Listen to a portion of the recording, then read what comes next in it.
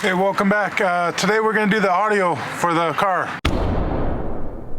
I got the wires and stuff in here. I got a playlist on my audio build on the Sentra. That was done the correct way. This was done the wrong way. But I just wanted something cheap I can throw in there. So this is it. And so why am I saying this is the wrong way? Well, it's 8 gauge CCA wire for the power and ground. And really you should be using oxygen-free copper. But this will work because I'm not really going to be pushing the amp to its limits. So this will be okay. Scar, $20 on Amazon. And yeah, I mean, these kind of feel cheap. But if it'll get the job done, cool. They say 600 watt power rating. That's probably 600 watt max. Let's get this going. Okay, so I'm about to run the power wire, and I am gonna do the most ghettoest thing I've done in a long time. If you want to learn how to do the audio system properly, watch my other videos. Don't watch this one, because I'm screwing up on everything on this video. I originally was gonna drill through the firewall, but my battery charger on my drill is dead, and so I don't have a drill bit large enough to work on my impact to put it through the firewall. We're gonna have to find another way, and I think the easiest way, which is also pretty ghetto, is I am gonna run the wire through here. It'll come underneath this wheel well. Right there's a washer reservoir. It'll come through here, pass through the fender,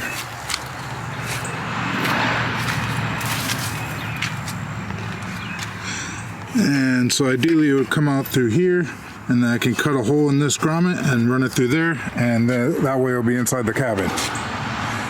Yes, this is ghetto, and I don't recommend this, but whatever. I just want to get this done with.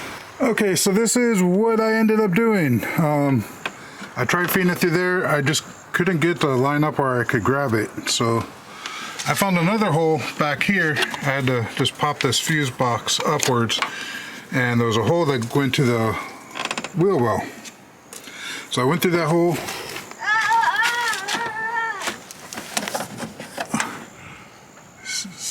Dropped the wire down, as you see. Then went that way. So I had to push this little foam stuff out of the way in there. Then ran the wire through, cut a hole through the grommet, ran the wire through, had to stick my hand behind this foam, carpet, rubber, whatever it is, grab the wire to pull it through. As you can see the wire there. I got the wire here, now I just got to run it to the trunk or hatch or whatever it's called. I might have an issue where this is not long enough to reach the amp, so I got a couple options. I can put a distribution block and add more wire that I have laying around, or I can relocate the amp. Maybe I'll get lucky, this will fit, I don't know. Quick side note, with the amp wiring kits, the ones at Walmart don't tell you what gauge it is. They give you a watt rating, and so yeah, I don't like that. So what would have been equivalent to an 8 gauge kit ended up being more like 9 to 10 gauge wire. It was really bad. So that's why I wanted to go with something that actually specified what gauge it was. And I wanted blue because I thought blue would match the color of the car. So yeah, now we're gonna start popping off some of the panels and run the power wire. And then we'll run the RCA and the remote wire before we put everything back together. The high quality stuff is on the Nissan. So this car is just getting the make it work type of treatment. Nothing fancy or special.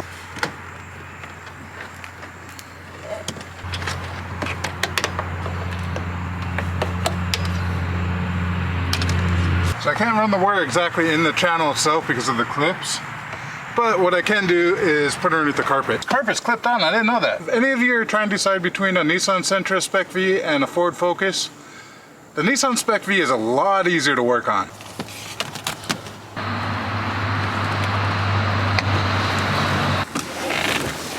So the cord going going to the amp is not long enough, so I think we're gonna have to relocate the amp. No big deal. It's not where I wanted it, but again, we're going to, this is just a make it work type of thing. There we go, we got one wire to the hatch. We got a couple more to go. Okay, so this net thing, I don't know how it's supposed to go in, but it was in the back seat of the car, so I figured I might as well use it. Okay, let's disconnect the amp. I somehow lost both screws underneath this car. So I got the wires right here that normally go into the amp. And the other side goes to the sub. We're just gonna cut this connector off and splice into this wire. We're just gonna use some real basic heat shrink connectors. This sun is bright. Then we'll just wrap it up with some Tesla tape. If you don't know what Tesla tape is, it's kind of like electrical tape, but it's like a fabric. It's real common and popular for doing wire looms and stuff like that, or engine harnesses. And yeah, it's not as cheap as electrical tape, but it's really nice. I like it. Leaving a little space in the connector in case I ever need to put this back in. I really don't know which side is positive and negative, but I got a polarity tester. We can test it after everything is done. There's plenty of videos on how to do getting an Amazon cheap polarity tester and how to use it. They're like 15 bucks. I do recommend getting one. Because there's so many videos on it, I don't think I'll film that. Of course, there's a lot of videos on this too, so I don't know why I'm filming this. Dude, I don't know if I want to use this wire. This wire is too thin. I don't want to use it.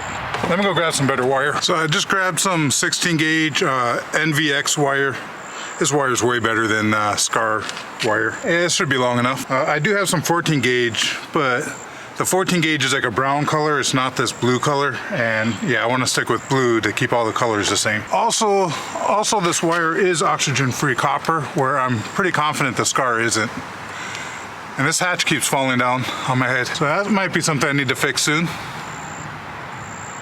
Yay, another video. I don't make anything off these videos, so that means, yuck, I gotta spend more money. And this roof is coming down. I don't know if you can see it. Came down on my head.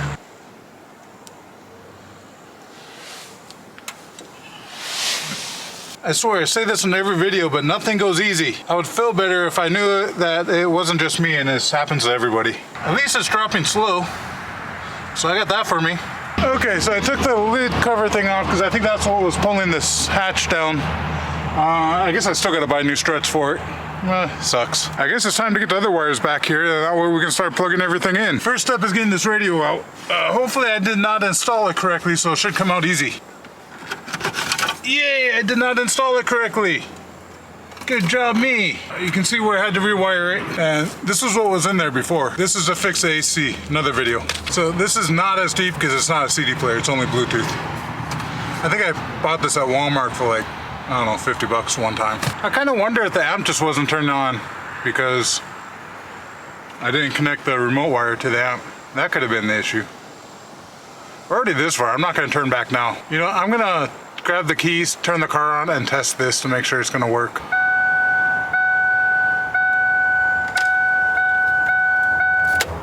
So the remote works. Good, we can use that wire. I brought the heat gun for the shrink wrap connectors. I totally forgot to use it. Okay, they give you connectors on here, but I'm gonna use what I got. I like the shrink wrap connectors better. This wire sucks. I crimped it and the wire just broke. So I guess we're gonna try and use their connectors and see what happens. I feel like this connector could be an issue, but we'll deal with it when that time comes. I could just solder it.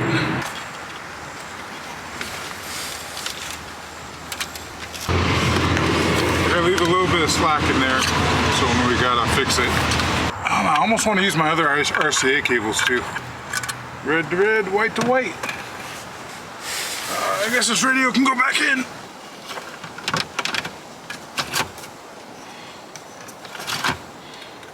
Wires, we're just gonna, same thing like we did with the power wire. I'm just gonna run underneath the dash, we'll zip tie it to a couple things, and then truck going by, I don't know, you can probably hear it. I know you can hear it. Get all the wires back to the trunk, and then we're gonna start hooking it up. So things are starting to move. Okay, so ideally you do not want to run the RCAs along with the power, but Again, we're not doing things correct on this car.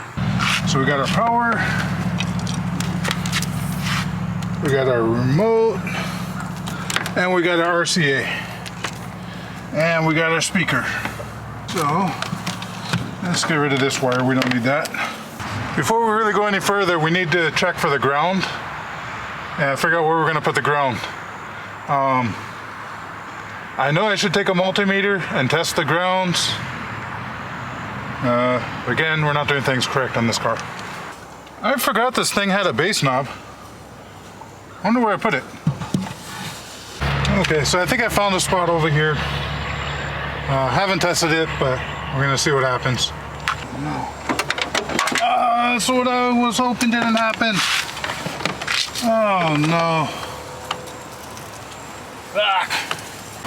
Okay, so I just used this right here, the back side, as my grounding point. So I got the wire coming out here.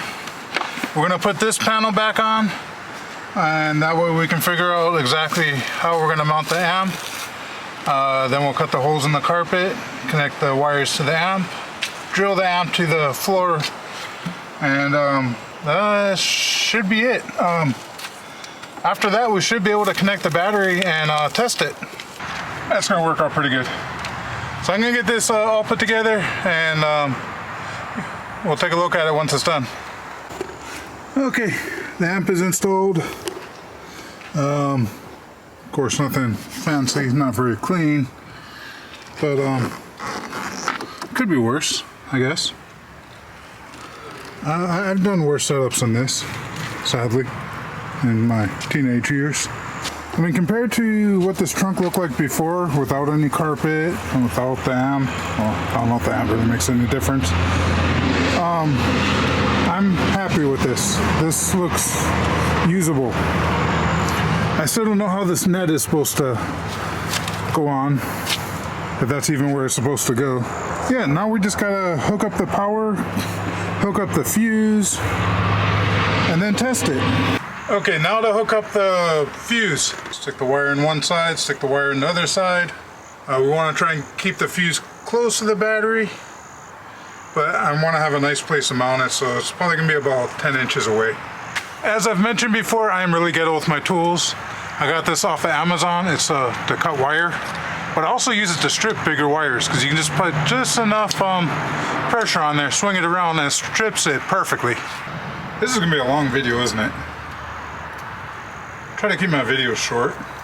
So I should be working on the starter, but I had an issue with that. That video is coming up. So instead of working on the starter, we're doing the sound system, because that's more important than being able to drive the car, right? All right, let's test it. Oh, did I don't think I put the panels back on. Yeah, I still got to put the panels back on. You don't want to watch that, right? You can't hear it, but it sounds good.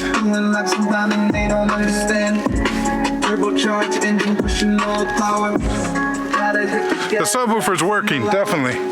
SVT focus, the cool out on the streets. Shifting gears, feel the heat. 0 to 60, just a few breaks. Cruising through the night, that's how we make it safe. Revving high, I hit the gas and I accelerate.